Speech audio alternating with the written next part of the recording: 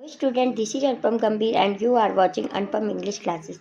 Student, आज के इस वीडियो लेक्चर में क्लास 12 इंग्लिश फ्लेमिंगो बुक से चैप्टर 1 द लास्ट लेसन, जिसके राइटर अल्फोंस डॉडेट हैं, इसके आज हम एक्सप्लेनेशन कवर करेंगे। स्टूडेंट, इस चैप्टर का नाम द लास्ट लेसन इसलिए है कि एक टीचर जो कि फ्रांस में एल्सेस डिस्ट्रिक्ट में जॉब करते थे, टीचिंग करते थे और वहाँ फ्रेंच पढ़ाया करते थे। लेकिन फ्रांस और जर्मनी का जब वॉर हुआ था 1870 और 71 के बीच में, तब ये एल्सेस डिस्ट्रिक्ट और लॉरेंस जर्मनी के कब्जे में आ गई थी, जिससे उन्होंने ऑर्डर दे दिया था कि आज के बाद यहाँ पे इन डिस्ट्रिक्ट्स में, दोनों डिस्ट्रिक्ट में, एल्सेस और लॉरेन में फ्रांस नहीं पढ़ाई जाएगी। आज के बाद यहाँ पर जर्मन पढ़ाई जाएगी। इसीलिए जो यहाँ के टीचर एम हैमल, वो यहाँ पे लास्ट लेसन पढ़ा रहे हैं फ्रेंच का, इसीलिए चैप्टर का नाम भी द लास्ट लेसन पढ़ा। तो चलिए स्टार्ट करते हैं student, the last lesson chapter का एक्सप्लेनेशन। स्टूडेंट, स्टार्टिंग में यहाँ पर अबाउट द ऑथर दिया हुआ है, थोड़ा सा डिस्कस कर लेते हैं ऑथर के बारे में। ऑथर का नाम है अल्फोंसे डॉडेट, जो कि 1840 में बर्थ हुए था जिनका, और 1897 में उनकी डेथ हुई थी। Was a French novelist and short story writer थे। फ्रेंच नॉवलिस्ट भी थे और शॉर्ट स्टोरी राइटर भी थे। The last lesson is set in the days of the Franco Persian war 1870-1871, in which France was defeated by Persia led by Bismarck। तो 1870 और 1870 बीच में Franco Persian war हुआ था, जिसमें जो फ्रांस है वो हारा गया था, पर्शिया के द्वारा हारा गया था, और जिसको लीड कौन कर रहा था पर्शिया को? Bismarck. Prussia then consisted of what now are the nations of Germany, Poland and parts of Austria। तो ये जो प्रशिया था, आज के समय पे जिसको जर्मनी कहा जाता है, ये तीन का समूह था, जिसमें जर्मनी, पोलैंड और ऑस्ट्रिया थे। In this story the French district of Alsace and Lorraine have passed into Prussian hands. इस स्टोरी में बताया गया है, उस समय की बात को बताया गया है जब ये दो डिस्ट्रिक्ट एल्सेस और लॉरेन प्रशिया के कब्जे में चली गई थी। यानी कि जब फ्रांस हार गया था युद्ध को, तो ये दो जो डिस्ट्रिक्ट थी फ्रांस की, एल्सेस और लॉरेन, वो प्रशिया के कब्जे में चली गई थी। Read the story to find out what effect this had on life at school. इस स्टोरी को पढ़ते हैं, पता चलेगा कि स्कूल लाइफ में इन डिस्ट्रिक्ट पे क्या इफेक्ट पड़ा था। I started for school very let that morning and was in great dread of a scolding, especially because M. Hamel had said that he would caution us on participle, and I did not know the first word about them। Student, ये story एक boy के द्वारा narrate की जा रही है, जो कि एल्सेस डिस्ट्रिक्ट के उसी स्कूल में पढ़ते हैं जहाँ पे एम हैमल लास्ट लेसन अपना पढ़ा रहे हैं फ्रेंच का, क्योंकि नेक्स्ट डे से वहाँ जर्मन पढ़ाई जाएगी। तो ये फ्रांच एक बॉय का नाम है जो कि इस स्टोरी को नरेट कर रहे हैं, और वो क्या कह रहे हैं कि उस दिन मैं मॉर्निंग में बहुत लेट हो चुका था, जिसकी वजह से ड्रेड की मीनिंग होती है स्टूडेंट में फियर, यानी कि मैं बहुत ही डरा हुआ था, बहुत ही डर में था, क्योंकि जो मिस्टर हैमल वहाँ पढ़ाते थे, स्पेशली मिस्टर हैमल से वो डर रहा था। क्यों डर रहा था? क्योंकि उन्होंने कहा था कि नेक्स्ट डे, यानी कि आज ही जब वो जा रहा था फ्रांस, उस दिन वो पार्टिसिपल का चैप्टर उनसे सुनेंगे, उसके बारे में, पार्टिसिपल के बारे में क्वेश्चन पूछेंगे। और उसने फ्रांच कह रहा है कि मैंने पार्टिसिपल के बारे में कुछ भी नहीं पढ़ा था, उसका एक वर्ड भी मुझे नहीं आता, फर्स्ट वर्ड भी नहीं आता, तो मैं इसीलिए मैं बहुत डरा हुआ था। For a moment I thought of running away and spending the day out of door। एक मोमेंट के लिए तो मैंने सोचा कि मैं बाहर चला जाता हूँ, कहीं बाहर स्पेंड करूँगा अपना डे को, और घूमूंगा फिरूंगा, स्कूल को अटेंड नहीं करूँगा। इट वॉज सो वार्म, बहुत ही गर्म दिन था आज। सो ब्राइट, मौसम बहुत ही ब्राइट था। The birds were chirping at the edge of the woods, और जंगल में जो पेड़ों के ऊपर बर्ड्स हैं वो चिरपिंग, यानी कि अपनी आवाज कर रही थी, ट्विटरिंग की sound. And in the open field back of सॉमिल the Prussian soldier were drilling, और ओपन फील्ड में तो बर्ड की साउंड आ रही थी, उसको बहुत अच्छी लग रही थी, मौसम बहुत ही ब्राइट था। और ओपन फील्ड में जो सोल्जर हैं वो ड्रिलिंग के साथ यानी ड्रम की बीट के साथ एक्सरसाइज कर रहे थे, जिससे उसको आवाज़ें आ रही थी। और सॉमिल की यानी कि जहाँ पर सॉमिल की मीनिंग होती है आ मिल फॉर सोइंग वुड्स, यानी कि जहाँ पर आरा मशीन के चलने की, वहाँ पे बैक साइड में कोई होगी आरा मशीन जहाँ पे लकड़ी काटी जाती थी, तो उसकी आवाज़ भी उसको आ रही थी। तो स्टूडेंट वहाँ पे बहुत ज़्यादा ठंडा मौसम रहता था फ्रांस में, लेकिन उस दिन मौसम बहुत ब्राइट था, सूरज निकला हुआ था, जिसकी वजह से उसका मन बिल्कुल भी स्कूल में जाने का नहीं कर रहा था। वो कह रहा था ओपन में ही मैं अपना टाइम स्पेंड करूँगा और स्कूल को मैं बंक कर लेता हूँ। It was all much more tempting than the rule for participant. Tempting की मीनिंग होती है स्टूडेंट अट्रैक्टिंग, यानी कि ये सारी चीज़ें कौन सी चीज़ें, बर्ड के चिरपिंग की साउंड थी और सोल्जर के मार्च पास करने की आवाज़, जो कि 100 मिल के बैक में मार्च पास कर रहे थे, उनकी जो भी साउंड आ रही थी, उनके ड्रम बीट की साउंड आ रही थी, उनके एक्सरसाइज करने की आवाज़ आ रही थी, ये सारी और मौसम जो है बहुत ब्राइट था। ये सब चीज़ें मुझे बहुत ही अट्रैक्ट कर रही थी, किसके बजाय, पार्टिसिपल के रूल के सुनाने की बजाय ये चीज़ें मुझे ज़्यादा अट्रैक्ट कर रही थी। But I had the strength to resist and hurried off to school. Resist की मीनिंग होती है स्टूडेंट कंट्रोल, लेकिन मैंने अपने आप को कंट्रोल कर रखा था, यानी कि मेरे पास इन सब चीज़ों को कंट्रोल करने की स्ट्रेंथ थी और मैंने जल्दी से स्कूल जाने की सोची। When I pass the town hall there was a crowd in front of the bulletin board. जब मैं टाउन हॉल के पास से गुजरा तो बुलेटिन बोर्ड का मतलब होता है नोटिस बोर्ड, यानी कि वहाँ पे जो नोटिस बोर्ड लगा था उसके पास बहुत सी भीड़ जमा थी। For the last 2 years all our bad news had come from there. और पिछले 2 सालों से सारी जो बैड न्यूज़ थी हमें वहाँ देखने को मिलती थी बुलेटिन बोर्ड पर। The lost battle, the draft order of commanding officer, जितने भी ऑफिसर के ऑर्डर्स थे और हमने बैटल हारा था उसकी जो भी न्यूज़ थी वो सारी बुलेटिन बोर्ड पे लिखी थी।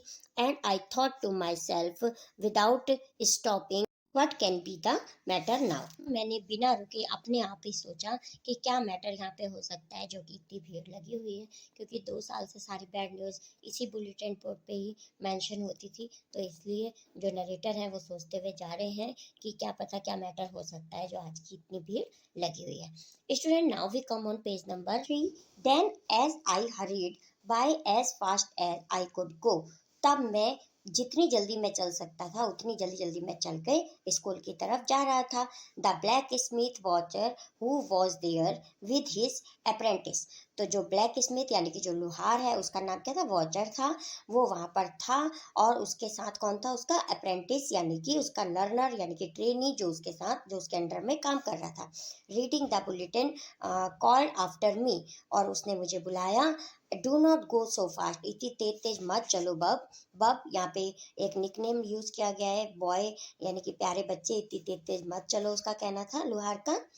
You will get to your school in plenty of time. तुम्हें स्कूल पहुंचने के लिए तुम्हारे पास बहुत ही टाइम है, यानी कि प्रचुर टाइम है तुम्हें वहां पहुंचने का, स्कूल पहुंचने का।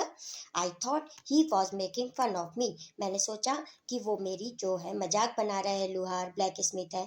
And reached M Hamel's little gardener all out of breath की मीनिंग है स्टूडेंट गास्पिंग। तो मैं इन्हीं सब बातों को सोचते हुए पढ़ते तेज भागते हुए सांस लेते हुए कहाँ पहुँच गया, एम हैमल के लिटिल गार्डन के पास पहुँच गया। Usually when school began there was a great bustle which could be heard out in the street, the opening and closing of desk, lesson repeated in unison very loud with our hands over our ears to understand better, and the teacher great ruler rapping on the table। तो student अब ऐसे करते करते वो भागते हुए कहाँ पहुंच गए थे, एम हैमल के गार्डन। जो एम हैमल है वो उनके टीचर हैं और वहीं उसी स्कूल के ऊपर वहीं पे रहते हैं, वो वहीं टीचिंग भी करते हैं और वहीं रहते हैं। तो गार्डन के पास पहुंचा तो यूजुअली जब वो रोज पहुंचता था गार्डन के पास तो वहाँ पे बहुत सी आवाज़ें आती थी। कौन सी आवाज़ें आती थी, ओपनिंग एंड क्लोजिंग डेस्क को खोलने बंद करने की आवाज़ आती थी वहाँ पर पहुँचते ही। और यूनिसॉन की मीनिंग होती है student at the same time, एक ही समय में सब लोग बच्चे सारे लेसन को रीड करते थे, वेरी लाउड, बहुत तेज तेज पढ़ते थे, उसकी आवाज़ आती थी। और जो स्टूडेंट थे वो कह रहे हैं हम लोग जो सब जने थे वो अपने कानों में हाथ डालकर तेज तेज लेसन को पढ़ते थे, जिससे कि हम अच्छे से उसको समझ पाएँ, अच्छे से हम लर्न कर पाएँ। और जो टीचर है वो रूलर को रैपिंग करने की, टेबल पे खट खट रूलर को मारने की आवाज़ें आती थी। तो बहुत सी ऐसी आवाज़ें आती थी जब वो स्कूल पहुंचता था। But now it was also still, लेकिन आज जो है बहुत ही शांत था।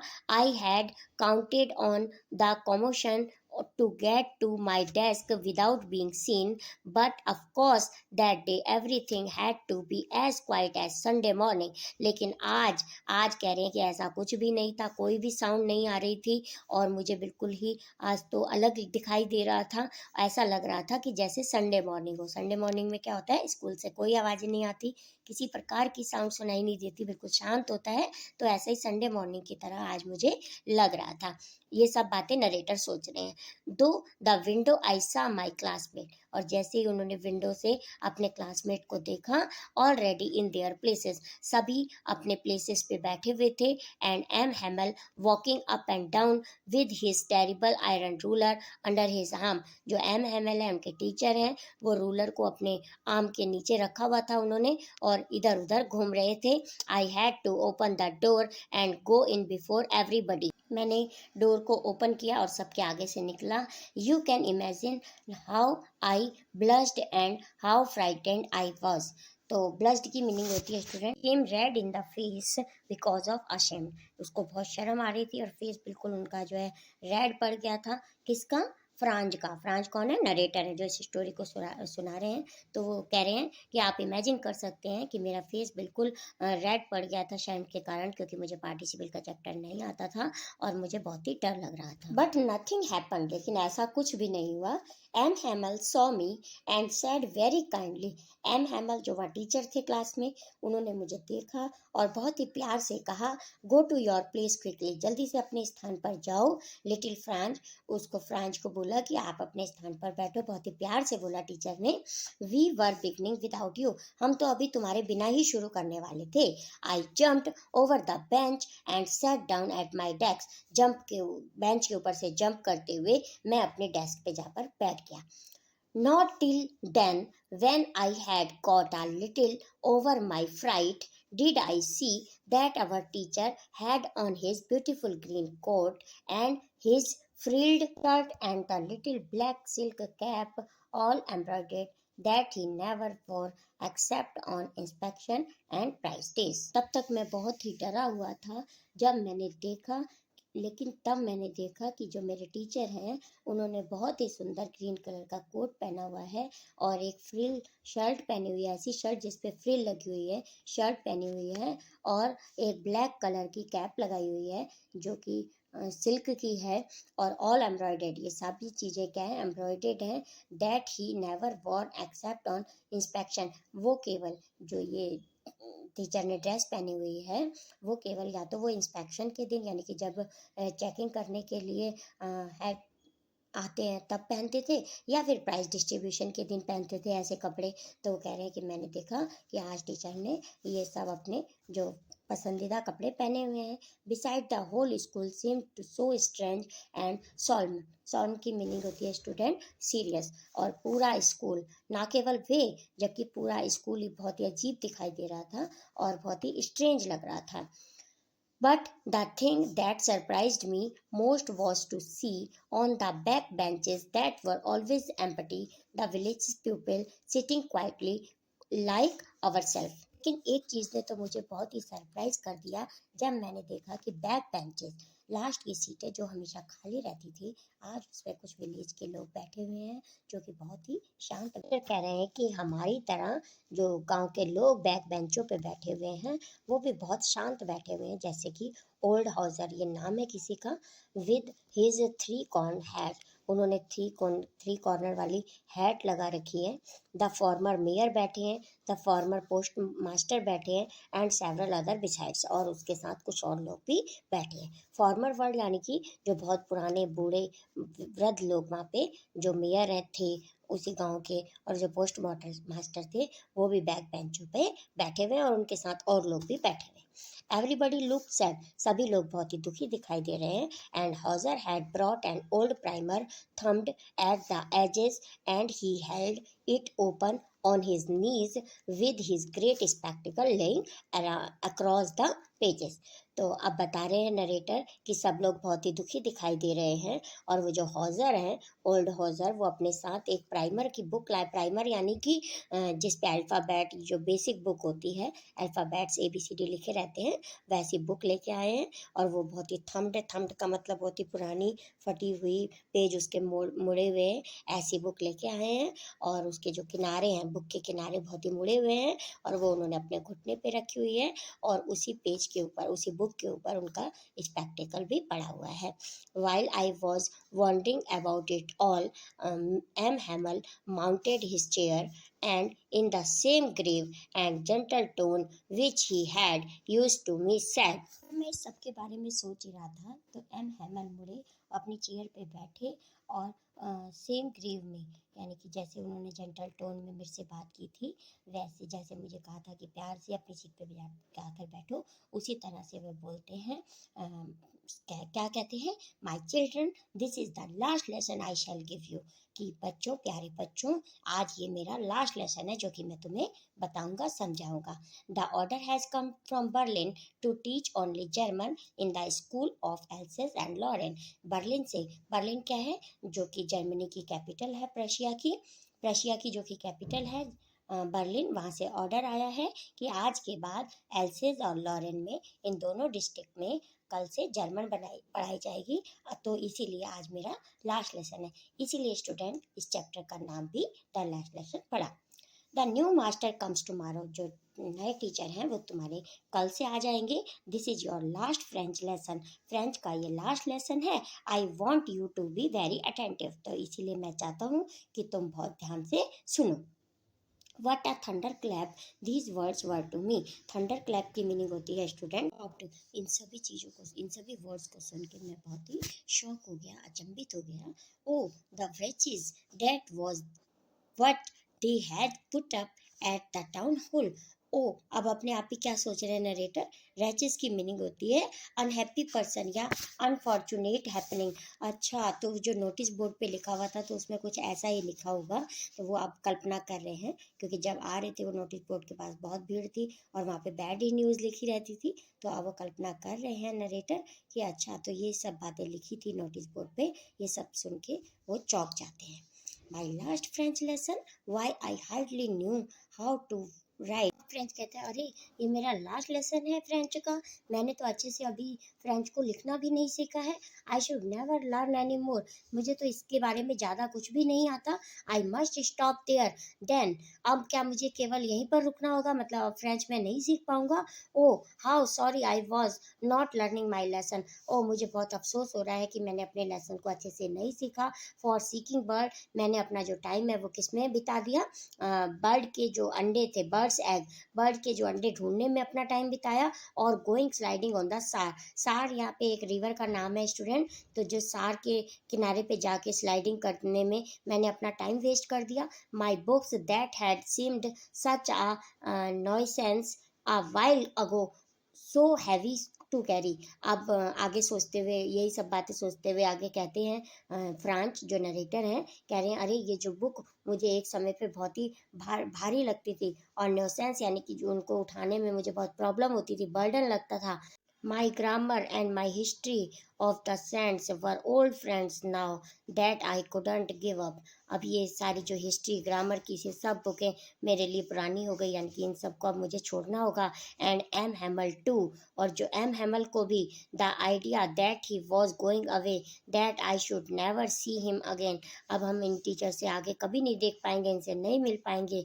Made me forget all about his ruler and how cranky he was. अब वो कह रहे हैं कि ये जो टीचर हैं उनसे अब मुझे बिल्कुल भी इस समय डर नहीं लग रहा था, जो कि अपने हाथ में हमेशा रूलर पकड़े रहते थे। हमेशा जो उनके रूलर को देख के मुझे डर लगता था, वो जो पनिश करते थे हमें। क्रैंकी, क्रैंकी की मीनिंग है स्ट्रेंज या शॉर्ट टेम्पर। अब जो इनसे मैं डरता था, इनको देख के, इनके रूलर को देख के डरता था, अब मुझे बिल्कुल भी डर नहीं लग रहा है।